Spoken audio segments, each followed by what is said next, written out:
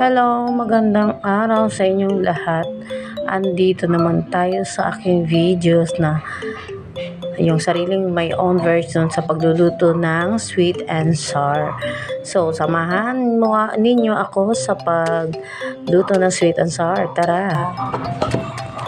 Okay, naghanda tayo ng sibuyas, magbalat, at saka bawang, minadali ng paghiwa at isang kamatis lang ang nabili sa palengke ng Mr. at may luya.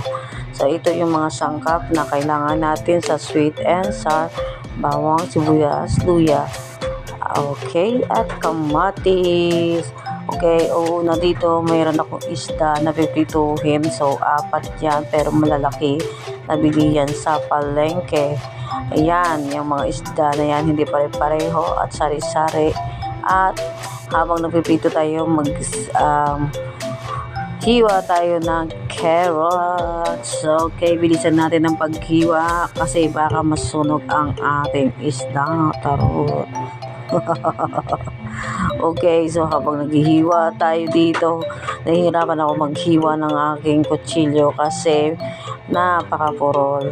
Kasi hindi naman na ahasa ni Mr. Iba naman yung hinahasa ni Mr. Uy.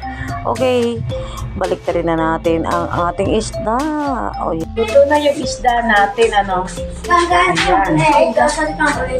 Okay, so magigisa na tayo.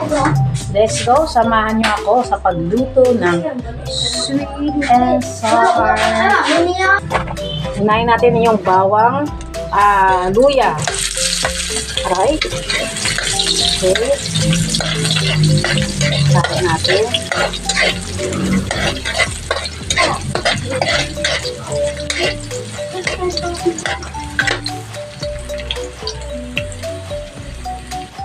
At yung kasunod is bawang.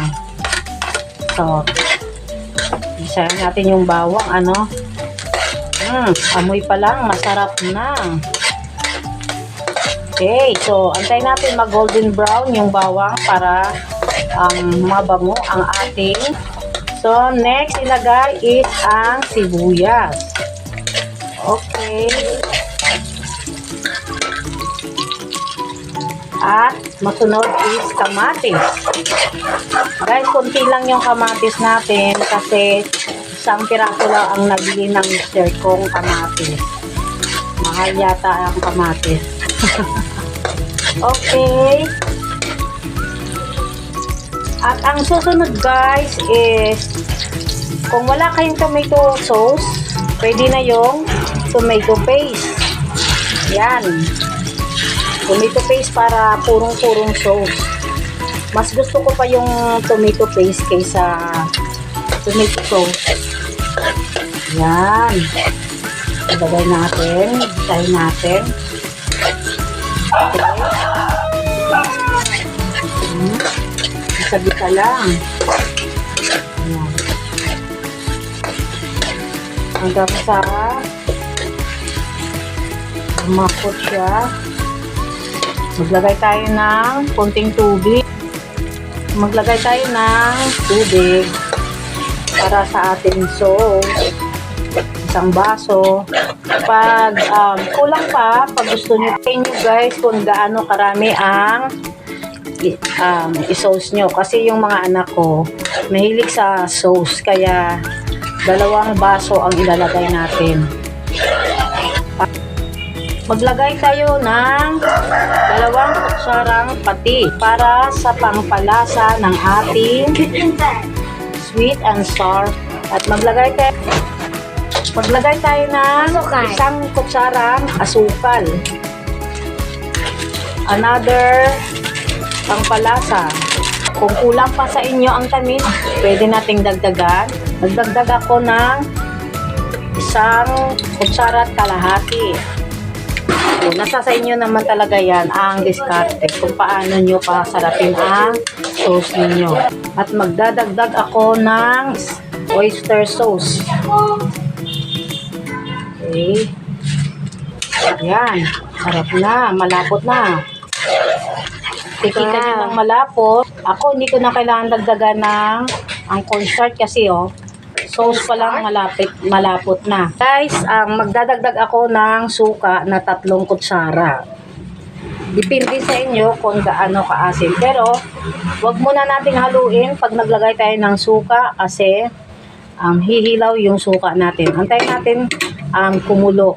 Guys, nakalimutan ko ang carrots ko. Ilagay ko na lang at ihabol ko na lang sa aking luto. Lagyan na natin ng sili guys. So, luto na ang carrots natin. So, ilagay na natin ang isda. Set aside dito sa sauce niya para hindi siya masira. Alright. So, ganyan lang guys. Ayan. Hindi na ako naglagay ng harina dito. Kasi nasa inyo naman yan kung lalagyan nyo. Yung harina kasi para hindi lang masira yung isda ninyo. Kasi medyo pinatosta ko ng konti itong isda. Kaya buo pa rin siya pag nalagyan ng sauce. So guys, ito na ang ating sweet and sour. Ayan, simpleng ulam pero masarap. Pinasarap. Okay, tikman natin ang ating sweet and sour na matamis. Perfect sa asim, perfect sa tamis. Okay, bye. Thank you for watching.